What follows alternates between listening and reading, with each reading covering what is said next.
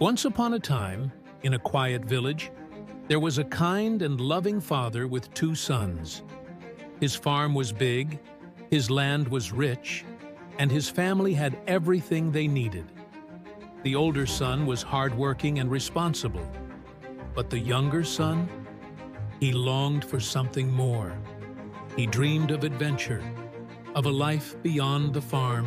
One day, he went to his father and said, "Father, give me my share of the inheritance now."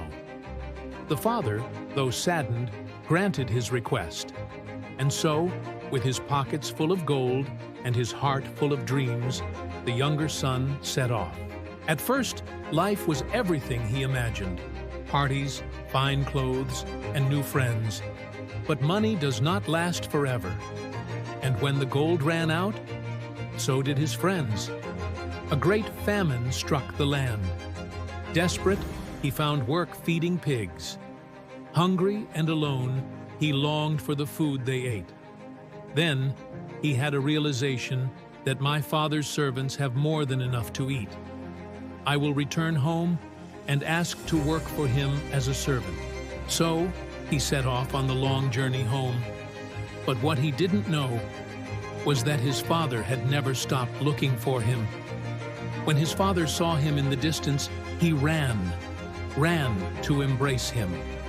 The son fell to his knees and said, "Father, I have sinned against heaven and against you. I am not worthy to be called your son." But the father lifted him up, embracing him with tears of joy, and said, "My son was lost, and now he is found. Prepare a feast. Bring the finest robe and a ring for his hand." And so the house rejoiced. But outside, the older son stood, arms crossed, and said, "I have worked for you all these years, and you never celebrated me."